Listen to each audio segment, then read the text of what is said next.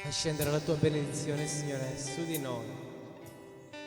Facci popolo, Signore, popolo che guarda nella giusta direzione, popolo che ascolta le giuste parole, popolo, Signore, che si rivolge a te, che guarda verso il cielo, verso la Gerusalemme celeste e che scorge il tuo sguardo su di noi.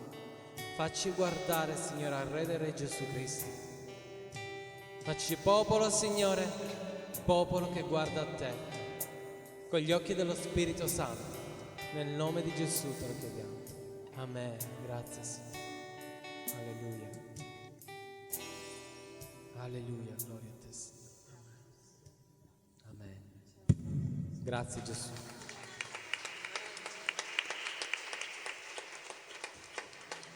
Nell'anno 12° di Acaz, re di Giuda, Osea, figlio di Elà, iniziò a regnare sopra Israele in Samaria e regnò 9 anni. Egli fece ciò che è male agli occhi dell'Eterno, ma non come il re di Israele, che erano stati prima di lui.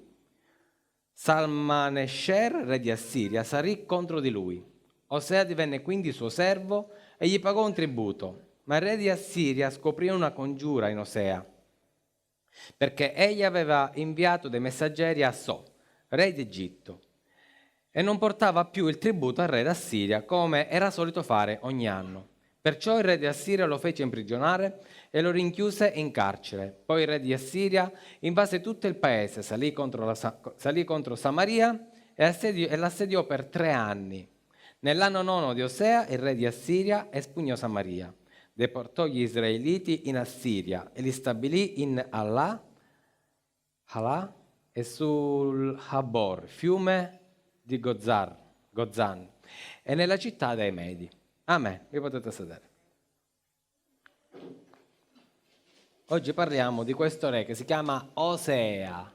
Dì alla persona accanto a te, Osea. Osea. Il migliore dei peggiori. Perché di tutti i re di Israele è stato il migliore, ma sempre peggiore. Quindi questa è la chiave di lettura di questo brano. È il migliore dei peggiori, ma sempre peggiore è, non è che è migliore. Ok? Dì alla persona accanto a te, il migliore dei peggiori. È stato il 19° re di Israele. Stiamo parlando del regno diviso, dove c'era il re Acaz che regnava in Giuda e Osea che regnò 9 anni in Israele. Quindi 2 regni separati, 10 tribù del nord e le 2 tribù del sud. In realtà c'erano anche i Leviti, quindi tra virgolette erano 3 le tribù. Ma i Leviti erano un po' dappertutto. Erano come le pulci nel gatto, sono un po' dappertutto. Voi prendete un gatto, lo togliete a metà, le pulci sono sia là che là. In senso positivo però, i Leviti erano quelli che offrivano il sacrificio al Signore. Anche se in Israele non era proprio così, perché in Israele tutti offrivano sacrificio al Signore. Chi si sentiva di fare sacrifici, faceva sacrifici. E li facevano un po' ovunque. Che succede? Che Osea è l'ultimo re di Israele, è l'ultimo re, diciamo così, che si salva, anche se non si salva. Però rispetto a tutti gli altri re è stato sicuramente uno che voleva fare qualcosa di buono, a modo suo, ma lo voleva fare. Il primo re di Israele fu Geroboamo. Ok? Geroboamo è stato il più cattivo re che Israele abbia mai avuto. Tutti quelli dopo di lui hanno fatto le stesse cose di Geroboamo.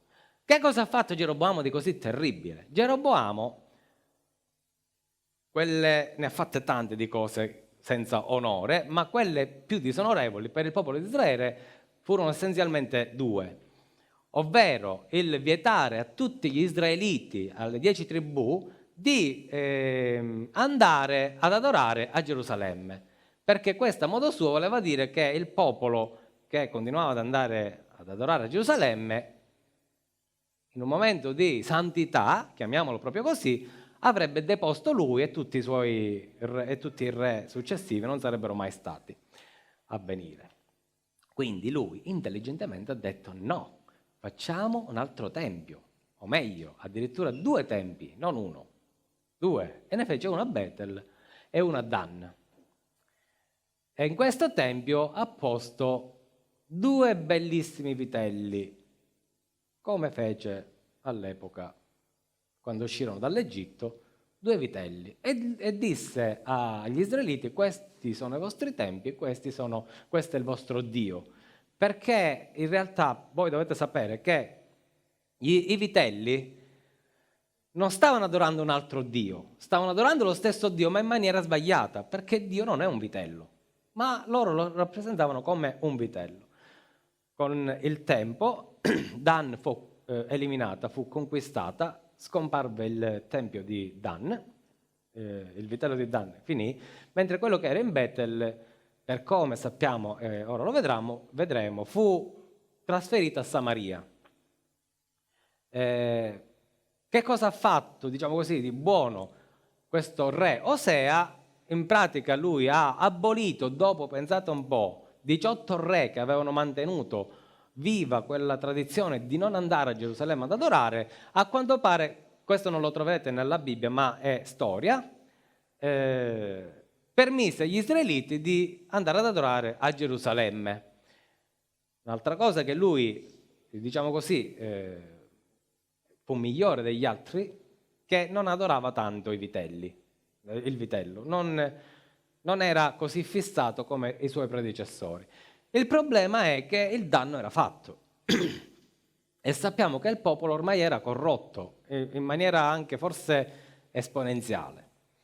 Dunque, Osea fu il migliore di tutti i re peggiori che Israele abbia mai avuto e sappiamo però che fu l'ultimo re. Dopo 9 anni, diciamo così, cessa il regno di Israele, finisce, non c'è più, perché gli assiri, un po' risentiti, diciamo così, non se la sono tenuta e hanno eliminato il re, hanno eliminato la nazione, tutto il popolo di Israele fu completamente deportato. È bello anche se lo leggete tutto il capitolo, Dio si mosse in maniera tale che fu contro le nuove popolazioni, perché gli assiri, dovete sapere, che prendevano le popolazioni di altre terre, le estirpavano e le piantavano nei territori conquistati, e quelli dei territori conquistati li toglievano e li mettevano da un'altra parte. E quindi sto popolo si è disperso e in quel nuovo popolo insediato là, diciamo che le cose non gli andavano tanto bene, anzi proprio gli andavano male, perché Dio, a loro modo, il Dio di quella terra era contro quelle popolazioni. Andatevela a leggere perché è interessante, perché il re di Assiria, arrivato a un certo punto, dice: ora ci mettiamo un sacerdote che insegna a quel popolo ad adorare Dio. Però sappiamo tutti che i samaritani rappresentano gli adoratori di Dio a livello idolatrico, non si è mai più ripresa. Sappiamo però che non tutti gli israeliti si sono persi, perché arrivato a un certo punto avevano la possibilità di andare in Giuda e quindi sono andati in Giuda, ma anche dove erano dispersi in un modo o nell'altro, alcune tribù si sono mantenute. Perché arrivò questa rovina su di lui? Osea, che cosa significa Osea? Chi lo sa che significa Osea? Osea significa Dio salva, come Gesù. Osea significa Dio salva. Quindi lui ha preso il trono in maniera sbagliata, nel senso che non è che è morto il papà ed è succeduto lui, ma ha fatto uccidere il vecchio re per prendere il suo posto.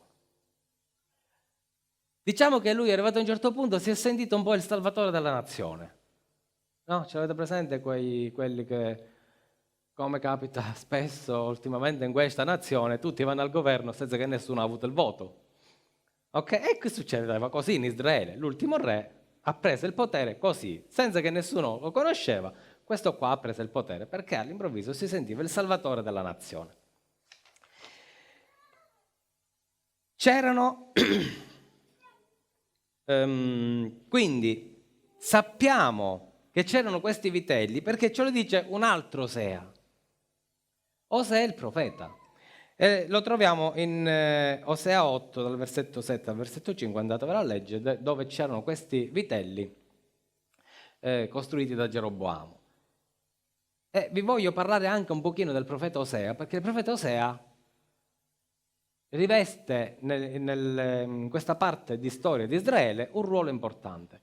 Anche se Osea è vissuto un periodo più lungo, 40 anni, ha profetizzato all'inizio della sua profezia fu rivolta a Geroboamo II, un altro re che si chiamava Geroboamo. Come funziona oggi con i papa? Se ce n'è più di uno che ha lo stesso nome, si ci mette 1, 2, 3, 4, perfetto. Geroboamo II era un altro re ed è stato, Osea ha predicato fino a Osea, ha visto la catastrofe provocata da Osea, ha visto quello che c'era nel cuore di Osea, anche se non ha predicato direttamente a lui, ma le sue predicazioni riguardavano lui e riguardavano l'Israele di quel tempo. Tant'è che se noi andiamo a leggere in Osea 8, versetto 1, dà fiata alla tromba, il nemico piomberà sulla tua casa, la casa dell'Eterno, come un'aquila, perché hanno violato il mio patto e hanno trasgredito la mia legge. Israele griderà a me, mio Dio, noi ti conosciamo. Israele ha rigettato il bene, il nemico lo inseguirà. Hanno fatto dei re, ma non secondo il mio volere. Hanno designato capi, ma a mia insaputa, con il loro argento e il loro oro si sono fatti idoli, perché fossero distrutti. Egli ha rigettato il tuo vitello, o Samaria. La mia ira è scesa contro di loro, fino a quando saranno incapaci di purità. Anche questo vitello viene da Israele. Un artigiano l'ha fatto e non è un dio. Perciò il vitello di Samaria sarà ridotto in frantumi, poiché semineranno vento, raccoglieranno tempesta. Lo stelo di grano non metterà germogli e non produrrà farina, ma se mai ne producesse, gli stranieri la divorerebbero. Un Osea che profetizza contro un altro Osea. Catastrofico. Ora, prima di continuare, vi voglio... nell'Antico Testamento c'erano due modi di profetizzare. La profezia vera e propria, quella che noi conosciamo come profezia, ed è più un avvertimento che una profezia. Perché se Dio proclamava attraverso il profeta un messaggio, non era definitivo quel messaggio. C'era la possibilità di ravvedersi, ok? E quindi di far sì che Dio cambiasse idea in un certo modo. Ma Dio non cambia idea, va bene? Ma ti avverte. Vedi che se tu fai così, ti succederà questo. Tutte le profezie dell'Antico Testamento sono tutte così. Ok? Vedete un pochino Giona. Dio che cosa disse? Va e annuncia a quella città che io la distruggerò. Era categorico. Ma in realtà era una profezia volta a cambiare il cuore dei niniviti. E ci riuscì. Tant'è che poi disse, ho visto che il popolo si è umiliato e quindi, diciamo così, ha cambiato idea. Mettiamola così. Ma non è che Dio cambia idea, già Dio sa come deve andare la cosa. Poi c'è la profezia detta apocalittica, ok? Che noi chiamiamo apocalittica, punto. Ed è una profezia dove Dio non cambia idea e dove c'è la fine, non puoi più tornare indietro. È arrivato il tempo. Daniele e Giovanni sono questi due che soprattutto parlano della profezia apocalittica, cioè ci sarà una fine, punto. Non è che noi ci mettiamo in ginocchio, possiamo fare cambiare idea a Dio, non esiste. Dio farà quello che farà a prescindere da come noi lo supplichiamo di non farlo. No, non ci ascolterà. Ok? Perché è una decisione, quella è una profezia apocalittica. Anche questa di Osea è una profezia apocalittica che parla della fine di Israele già segnata, dove non c'è più niente da fare. È vero che ci parla anche degli ultimi tempi, ma perché Osea non lo sa che parla degli ultimi tempi, ma sa che parla della fine di Israele. E funziona così, anche se Israele avesse cambiato idea, avesse distrutto l'idolo e si fosse messo in adorazione davanti a Dio, la fine era destinata. Punto. Non mi guardate così, perché non c'era una profezia di ravvedimento su di loro. C'è stata per la bellezza di 18 re, 17, 16, mettete quello che volete voi, ma loro non hanno cambiato idea. Ok? Anche se Osea ci dà una speranza, ci parla di qualcosa di buono, ma questo ora lo vedremo. Perché allora questo regno è caduto, giusto, diciamo così, nel momento in cui c'era il re migliore rispetto a tutti gli altri? No? Cioè doveva essere invece un momento in cui Dio dice vabbè, forse ce n'è uno che... I motivi sostanzialmente sono due. Primo motivo, ce l'ha detto Osea, era il popolo che ormai era corrotto e là sopra ci poteva salire un re qualunque, il miglior re del mondo, ma un popolo, un re buono non fa un popolo buono. Se il popolo è pazzo ed è ormai avviato verso la fine, un buon re non può fare più la salvezza di un popolo. E non stiamo esagerando, perché anche Gesù nel suo popolo non ha fatto niente. Un buon re non ha fatto un Israele migliore.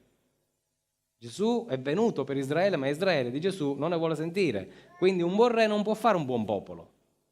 Noi siamo l'Israele nuovo, ok? Quelli che poi hanno capito che era il re dei re e si sono convertiti.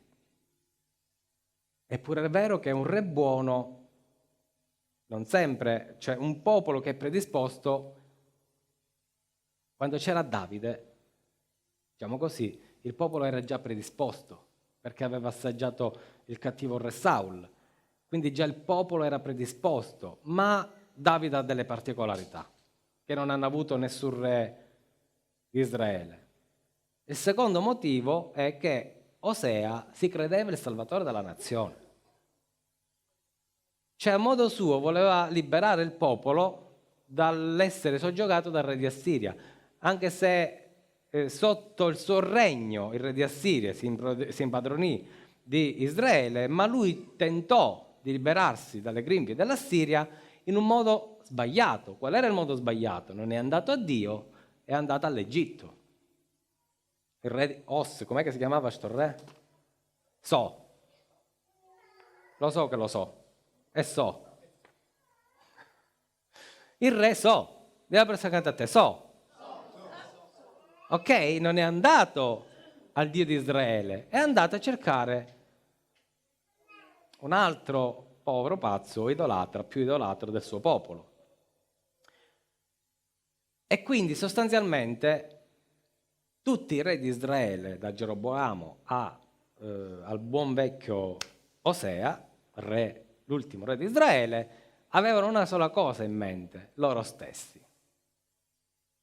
Quindi qual è la differenza con Davide? Che Davide non ci interessava niente della corona e non gli interessava niente del suo status quo, diciamo così, dell'essere una personalità.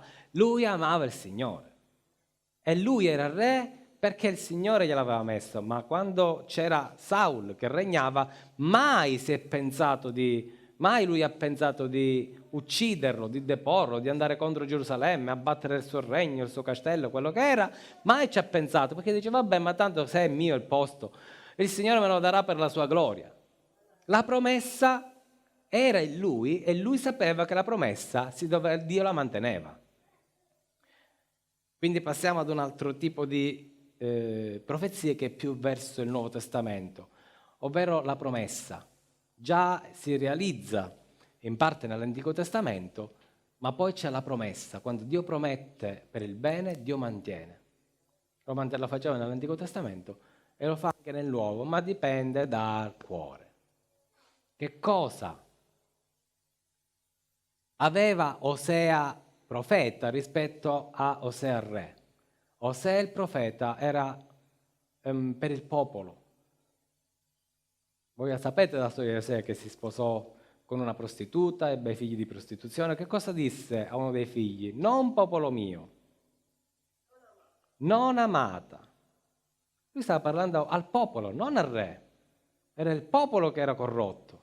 Il re d'Assiria ha trovato il popolo corrotto al puntino per essere eliminato. Era cotto preciso. Ci ha pensato la burcetta ed era bello, cotto preciso. E quindi il re d'Estiro ha trovato un popolo predisposto per essere esportato all'estero. Ci siete? Osea invece amava il popolo e predicava al popolo e diceva sta attento.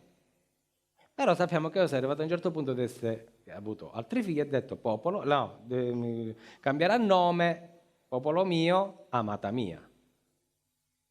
C'è una speranza, ma questa speranza nell'Apocalittica risiede poi nei nuovi cieli e nella nuova terra per noi. Amen. Per noi sono i nuovi cieli e la nuova terra, ma questo mondo finirà. Così come è finito Israele, ci sarà un giorno un nuovo Israele. E in un certo senso noi siamo quel nuovo Israele, senza togliere niente a loro, ma spiritualmente noi abbiamo recuperato quell'Israele disperso, l'eredità dispersa di quel popolo, l'eredità santa di quel popolo l'abbiamo recepita noi. Perché noi non abbiamo più il re Osea o Geroboamo, abbiamo il re dei re Gesù Cristo.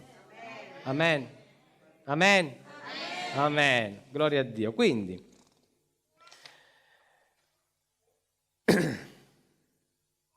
andiamo a leggere la restaurazione. Si trova in Osea 14, versetto 1.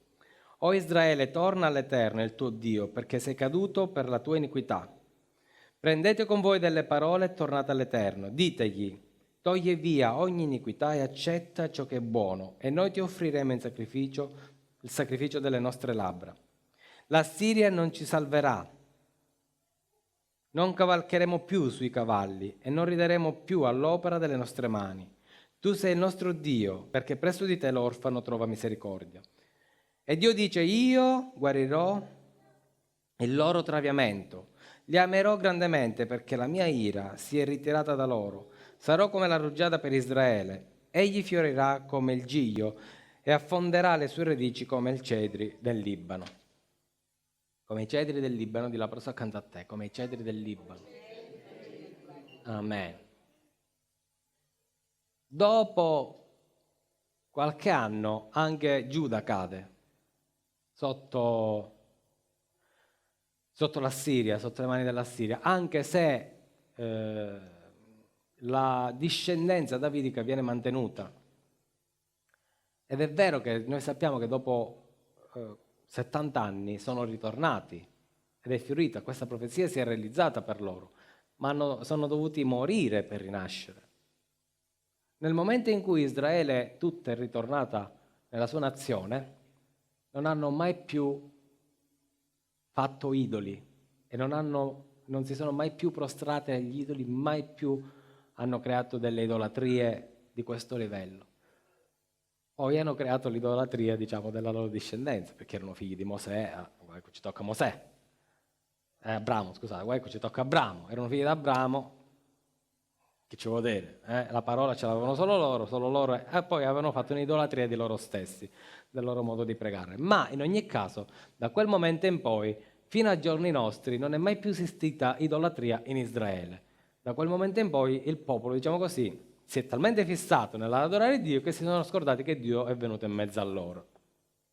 Quindi sappiamo che Osea ha predicato ad Osea e gli ha detto, guarda che, anche se indirettamente, gli ha detto, guarda che tu sei l'ultimo, ma dopo di te il Signore ritornerà e regnerà nel suo popolo. Spiritualmente a noi che cosa ci vuole dire il Signore?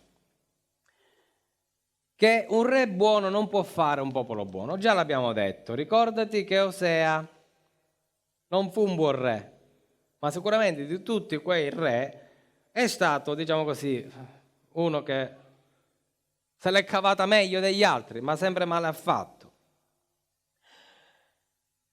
Il popolo continuò ad idolatrare, continuò ad essere idolatra. E lui continuò ad essere uno che voleva apparire davanti agli occhi del popolo il Salvatore. Un cattivo re può fare un popolo cattivo. Assolutamente. È necessario un re che sia dedicato a Dio. Quindi ognuno di noi ha una responsabilità. Viviamo in un tempo malvagio, ma se noi tentiamo di cambiare le persone per quello che siamo noi, come siamo buoni noi, come siamo belli noi, come siamo affascinanti, come siamo buoni, noi andremo in rovina con tutti gli altri. Ok? Cioè non è la nostra bontà, anche se noi dobbiamo essere buoni, ma non noi dobbiamo salvare le persone, è Gesù che deve salvare le persone.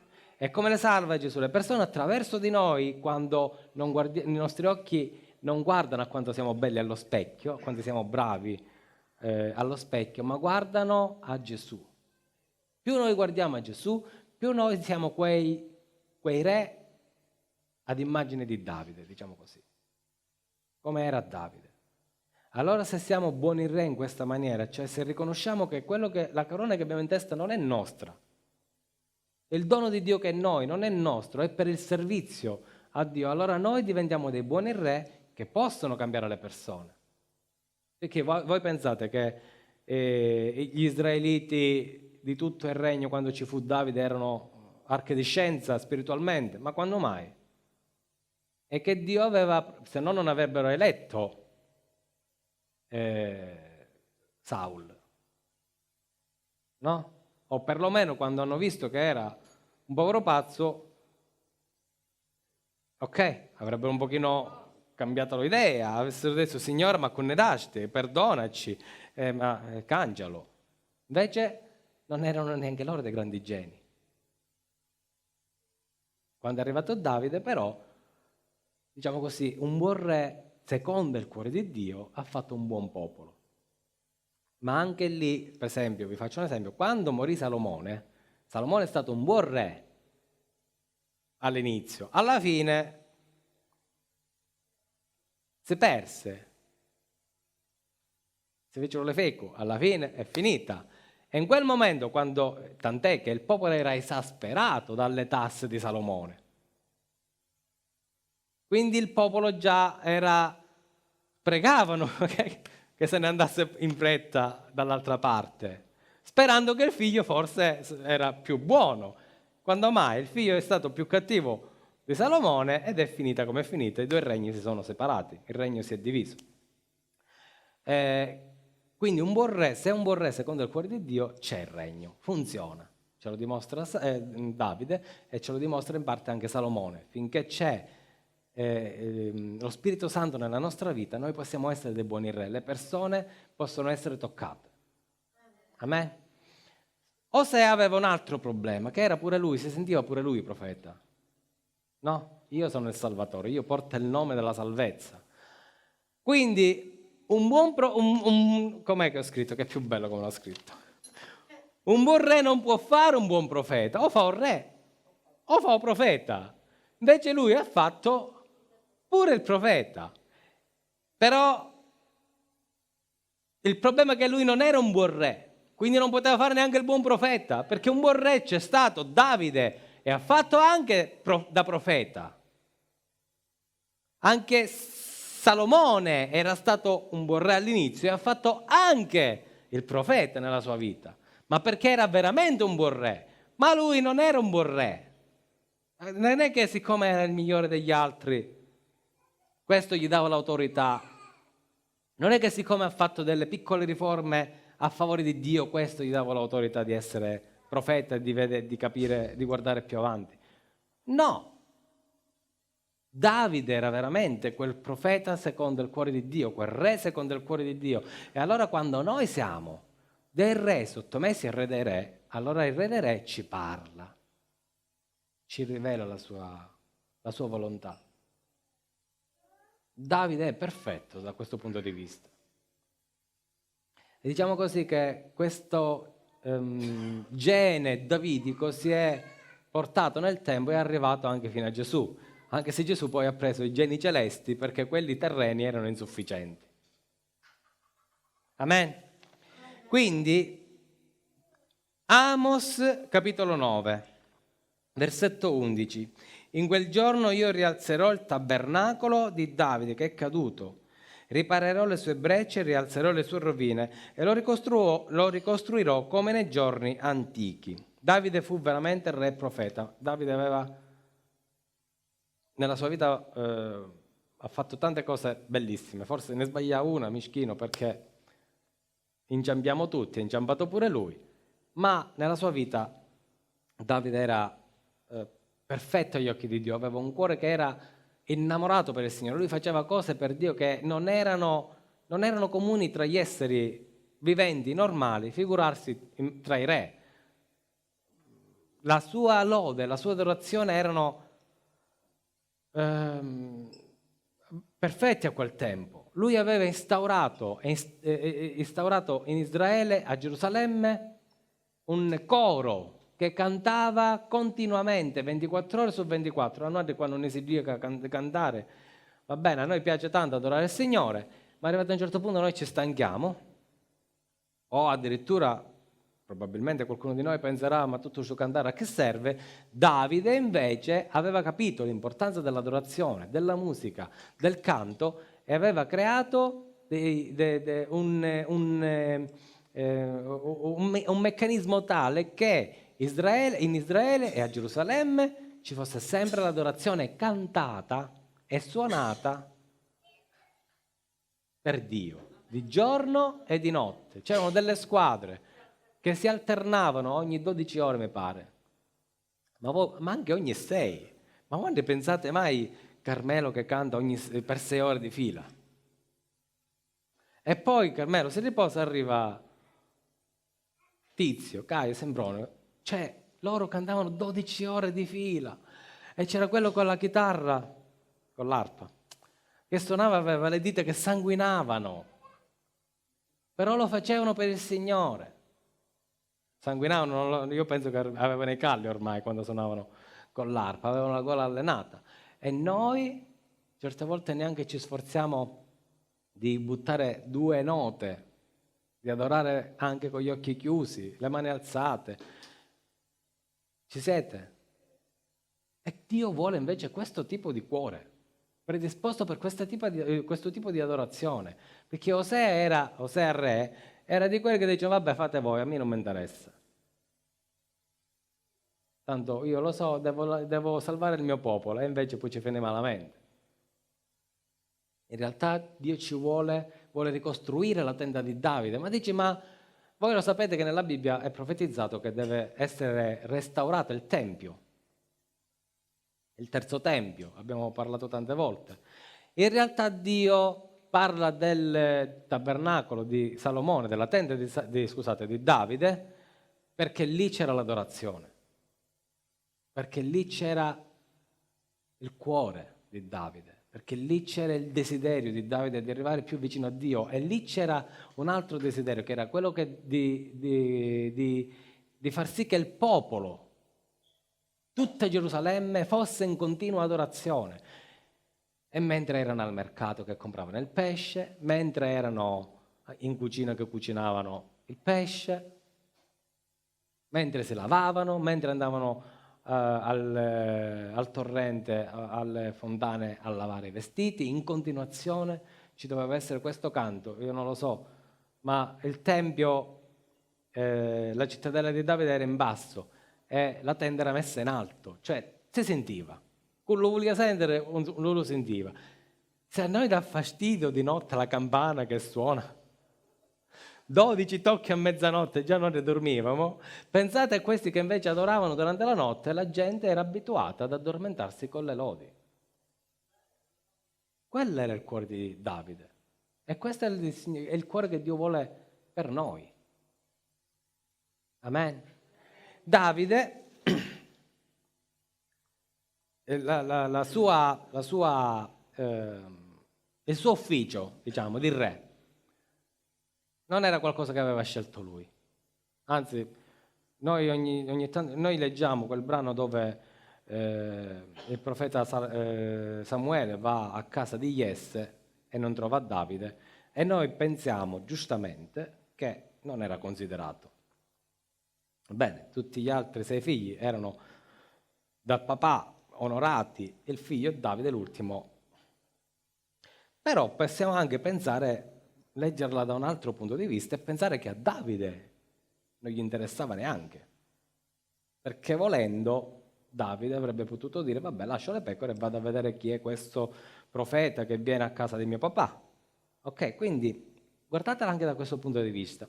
Non ci interessava, non era una cosa sua, già lui era contento, aveva le sue pecorelle, aveva il suo regno, no? Governava le pecore, ogni tanto arrivava il leone e si mangiava il leone, ogni tanto arrivava l'orso e si faceva a colazione l'orso. Diciamo così che la sua vita era serena perché si doveva andare a complicare la vita. È stato scelto da Dio e lui era innamorato del Signore e diceva, vabbè Signore, se tu vuoi che io faccia questo, lo faccio. Quindi quello che lui ha fatto non l'ha fatto perché, cioè, quando è stato unto re, non ha detto, ah che bello, ora diventerò re. Ora i miei fratelli saranno sotto di me, mia mamma e mio papà, ora farò un bel castello. No. Davide ha detto, va bene Signore, se è per la tua gloria, lo faccio. Questo era il cuore di Davide. Se è per la tua gloria, lo faccio. Questo era il cuore di Davide, e questo è il cuore che il Signore vuole mettere in noi.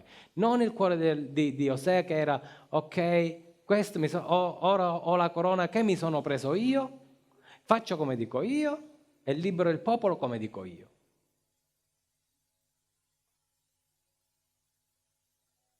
Amen? Alleluia. Grazie Signore. Andiamo a leggere pure Samuele 13.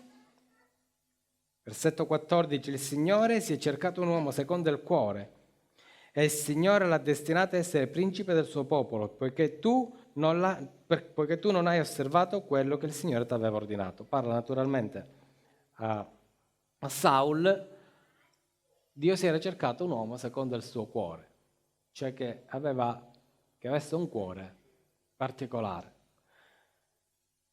Davide, abbiamo detto che è stato un buon re, secondo il cuore di Dio, questo ha fatto sì che fosse anche un buon profeta, secondo il cuore di Dio. Molti dei salmi che noi leggiamo sono stati scritti da Davide e molti dei salmi di Davide ci parlano in maniera precisa di Gesù, della sua nascita, della sua morte, del suo ministero, di quello che aveva... Cioè, veramente è stato un profeta. Lui non pensava di essere il liberatore di Israele, lui pensava di essere il servo di Dio su Israele, il servo di Dio, colui che era stato messo da Dio per il popolo di Dio, non per il suo popolo. E quindi lui profetizzava non guardando a se stesso, ma guardando a Dio. Quando noi guardiamo a Dio, la nostra parola è una parola santa, è una parola benedetta. Ora, al tempo di Osea, che cosa il popolo poteva fare per salvarsi, diciamo così, se si poteva salvare? Una cosa sola a fare, andare nell'Osea giusto. È andato nell'Osea sbagliato, ha seguito l'Osea sbagliato. Anziché dare retta alle profezie di Osea e dire, ma vestiamoci di sacco, buttiamoci in mezzo alla cenere, forse il Signore ci salverà. No? Hanno detto, il re Osea vuole partire in guerra. Ok, parti tu che noi ritaliamo. Nel senso che non si sono concretizzati per Dio, hanno continuato la loro malvagità, non hanno guardato a Osea quello che veramente li poteva salvare, l'Osea il profeta. Diciamo così, che poteva essere una salvezza, perché stava dicendo guardate che è arrivata la fine, se vi volete salvare, dico Israele scomparirà, però voi vi potete salvare, ve ne andate a Gerusalemme. Tutto il popolo si poteva spostare prima di essere definitivamente eliminato. Invece no, sono rimasti là perché hanno dato retta all'Osea re e sono stati dispersi per il mondo. Vabbè, perché le persone non è che sono morte, sono stati dispersi, il regno è finito. Ma se davano retta al profeta Osea, il regno sarebbe finito perché già era destinato così, Dio aveva deciso così, ma le persone si potevano salvare in Giuda. Il Giuda ancora per molto tempo è rimasta ferma, diciamo così. Ancora potevano cercare Dio, ma guardavano a Samaria, non guardavano a Gerusalemme, guardavano al vitello, non guardavano al Tempio, all'arca. Quello ha fatto il danno. Hanno seguito l'Osea sbagliato. E certe volte si seguono se è sbagliato perché quello con la corona è meglio di quello senza corona. Giusto? Quello che c'ha la chioma, che è bella, intelligente e ha studiato, è meglio di quello povero, disgraziato, canuto, come era Eliseo, come era Elisea. No, è meglio seguire quello con la corona. Perché guardavano all'esteriore, perché non solo guardavano all'esteriore, ma loro stessi non erano per Dio, non gli interessava niente. Hanno cercato la convenienza, quello che al momento era meglio. Ok, quello che al momento era meglio era sufficiente per 9 anni, dopodiché è finita. Io penso che Osea il profeta si è salvato. Se non è morto in quell'anno, si sarà trasferito a Gerusalemme, perché dice: ma a me come fa a fare? Tanto il Signore me l'ha detto che qua deve finire la storia, me ne vado a Gerusalemme e sto tranquillo. Ma se non mi sbaglio è morto nello stesso anno in cui Israele è stato conquistato. Quindi Osea, poverino, ha visto la distruzione di Israele, però il suo corpo sarà rimasto là, è morto. Guardiamo al Davide che Dio ha scelto e non al Salomone, al Saul che ha scelto l'uomo. Guardiamo a quelli che hanno il cuore per Dio e noi dobbiamo guardare noi stessi come a immagine di Davide, non come immagine di Osea, re. Il nostro sguardo deve essere in Cristo, non nella corona. Se noi guardiamo a Cristo, allora davanti a noi ci saranno le persone giuste a cui possiamo parlare e per cui ci possono parlare e darci, per il quale ci possono parlare e darci. Noi possiamo crescere quando guardiamo a Cristo. La corona bella è. Ma in tutto il regno di Israele, ci avesse stato, forse in un caso, che fosse passata da padre a figlio. Ad un solo re il regno è durato per 4 generazioni. Dopodiché si ammazzavano e si pigliavano la corona. Si ammazzavano e si pigliavano la corona, ma non è che si ammazzavano per regnare per Dio, si ammazzavano per regnare per loro. E questo era il popolo che c'era, non ci interessava, tanto era importante che qualcuno c'era. Ancora di mandare l'unzione del re Davide, l'unzione di Gesù Cristo, lo Spirito Santo con potenza. Tu, Signore, l'hai fatto re, l'hai fatta regina. Ti ringraziamo, Signore, perché noi siamo discendenti della linea regale di Gesù. Non siamo usurpatori di troni. Non siamo su questo trono, non abbiamo questa corona perché l'abbiamo rubata ad un altro, abbiamo ucciso qualcun altro, ma perché per linea regale Gesù ce l'ha data.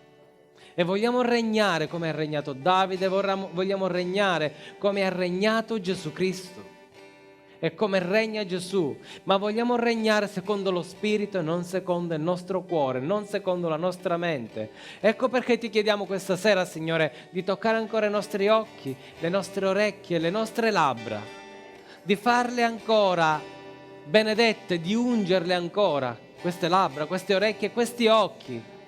Nel nome di Gesù noi vogliamo essere mandati dallo Spirito Santo e non andare per i fatti nostri. Vogliamo cercare l'aiuto, sì, ma non del re d'Egitto. Noi vogliamo cercare aiuto del re del cielo. Amen. Noi vogliamo cercare l'aiuto del re del cielo. Vogliamo alzare il nostro sguardo verso le montagne e sapere che lì non c'è nessuno. Dobbiamo alzare ancora di più lo sguardo e guardare verso il cielo, verso colui che veramente è la salvezza. Liberaci, Signore, da ogni male. Libera, Signore, la persona che è accanto a noi da ogni male. Liberala, Signore, da ogni pensiero di orgoglio, di superbia. Nel nome di Gesù. Vieni, Signore, col tuo spirito. Nel nome di Gesù. Guarisci, Signore, ogni forma di traviamento che ci può essere nella mente. Come l'hai promesso ad Israele, io guarirò il loro traviamento. Signore, vieni, amaci, amalo, amala in maniera grande, in maniera immensa, in maniera meravigliosa. Amala, Signore, amalo, perché la tua ira è finita, Signore. Perché la tua ira è finita, noi vogliamo vedere su questa persona la tua gloria. Non vogliamo più pagare per i nostri antenati, non vogliamo più pagare neanche per i nostri peccati del passato, non vogliamo più crogiolarci per gli errori del passato. Oggi, Signore, noi veniamo davanti a te, non vogliamo più guardare a Osea re, ma vogliamo guardare al profeta Osea, non vogliamo più guardare al cattivo, al più buono dei cattivi, ma vogliamo guardare, Signore, al migliore dei migliori, Gesù Cristo, nel nome di Gesù. Vieni, Signore, come la rugiada, vieni, fiorisci come il giglio. Vieni, Signore, fortifica. Fortifica, Signore, le nostre radici come le radici dei cedri del Libano. Nel nome di Gesù questa sera noi veniamo alla tua presenza, Signore, e ti chiediamo una trasformazione interiore tale che possiamo essere risplendenti. Non vogliamo solo vedere la nuvola in mezzo a noi vogliamo che la nuvola ci circondi sempre, Signore. Che lo Spirito Santo, il fuoco dello Spirito Santo sia presente in noi sempre. Nel nome di Gesù muoviti, Signore, vieni a risvegliare lo spirito addormentato, vieni a risvegliare, Signore, l'anima che riposa per i fatti suoi. Signore eterno, nel nome di Gesù Cristo, vieni a risvegliare questo popolo a non addormentarsi, Signore, a non stare tranquillo perché tanto c'è il Re. No, Signore, noi vogliamo un popolo che si alzi e che ti adori, che instauri nella sua vita un'adorazione continua. Nel nome di Gesù vieni, Signore, innalzaci, Signore, innalza il tuo popolo. Vieni, Signore, fai scendere, Signore. Fai scendere lo Spirito Santo su di noi. Fai scendere la rugiada, Signore, in questo momento. Facci scendere. Fai scendere su di noi la rugiada, Signore. Dal cielo fai scendere la rugiada che nutri queste radici. Fai scendere la pioggia dal cielo che dia sazietà a queste radici, Signore. Vogliamo essere veramente con le radici ferme, forti, come quelle del Libano, Signore. Nel nome di Gesù, fai di questi cedri, Signore, una potenza nei cieli, una potenza, Signore, che possa abbattere ogni nemico spirituale, ogni demone. Nel nome di Gesù, vieni a risvegliare, Signore, il nostro cuore, vieni a risvegliare ora il nostro cuore, Signore, che non sia più un cuore desolato, deserto, di pietra, che non sia il cuore di Osea re, ma, Signore, che sia un cuore come quello di Davide, un cuore come quello di Gesù Cristo. Nel nome di Gesù muoviti, Signore. Ora, Signore, e Asheva Yesnai Selara, oh la che la rallera Asheva Yesnai, muoviti, Signore. Nel nome di Gesù, esaltato sia il tuo nome, esaltato sia il tuo nome nella nostra vita, Signore. Esaltato sì, tu sia per sempre in noi, attraverso di noi, nel nome di Gesù te lo chiediamo. Muoviti, Signore, nella nostra vita. Muoviti ancora, Signore. Oh yesara yashava yesna sena. Oh la rakeda yesna meharabi yeshidin yesnaye. Fa che il nostro sguardo sia rivolto verso il giusto, Gesù Cristo. Che non guardi le persone, che non guardi le corone, che guardi i cuori, Signore. Nel nome di Gesù intervieni con potenza. Signore, metti in noi lo Spirito Santo, lo Spirito, Signore, che parla ai nostri cuori. Shayasnai Serakiye, Ode Yashiva Yasnai.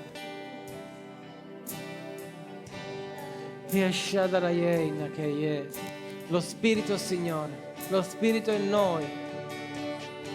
Oh, vieni, Spirito Santo, nel nome di Gesù. Spirito di discernimento, scendi nella nostra vita. Vieni, rendi la nostra vita una vita sana, santa, Signore, perché non diventiamo come quel popolo che adorava il vitello. Metti in noi lo spirito di discernimento, Signore. Nel nome di Gesù, vieni, Spirito Santo. Mostra la tua gloria con potenza questa sera. Grazie, Signore. Gloria a te, Signore. Vogliamo ancora chiederti guarigione, Signore, per la persona che stiamo toccando. Tu hai benedetto la nostra vita, benedice la persona che sta accanto a noi. Stendi la tua mano, Signore, col tuo sangue lava, allontana, Signore, ogni male fisico. In questo momento prendi autorità su ogni male fisico e caccialo via, così nel nome di Gesù io comando ad ogni male fisico di andarsene via. Dillo tu per la persona che ti sta accanto, nel nome di Gesù: male fisico, vattene nel nome di Gesù Cristo. Vattene via, spirito di infermità, ora nel nome di Gesù. Vattene via, infermità. Spirito di infermità, io ti leggo e ti caccio via ora, nel nome di Gesù, nel nome di Gesù, nel nome di Gesù Cristo, il Re dei Re, il Signore dei Signori, il potente nei cieli, il potente sulla terra, il potente sottoterra, nel nome di Gesù Cristo. Vattene via, spirito di infermità, ora, nel nome potente di Gesù. Alleluia, grazie Signore. Gloria, gloria, gloria a te, Signore, Dio Salvatore, Dio liberatore, Dio guaritore, Dio santo, potente e glorioso. Santo sei degno, Signore, benedetto sei, gloria al tuo nome per sempre e in eterno. Alleluia, amen. Grazie Signore, alleluia, alleluia.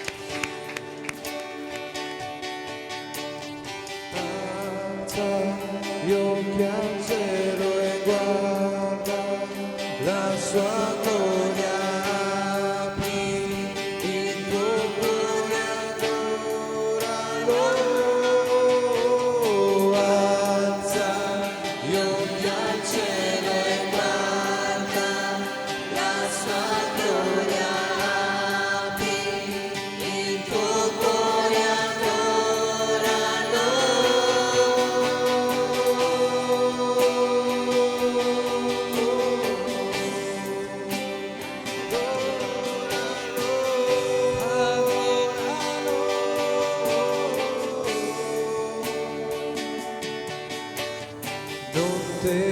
temere, ma abbi fede in Lui.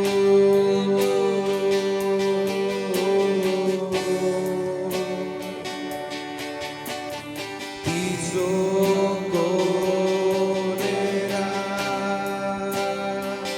e con la sua destra ti sosterrà.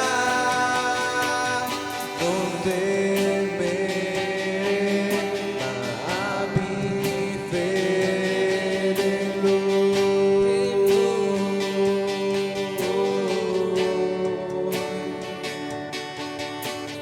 Ti soccorrerà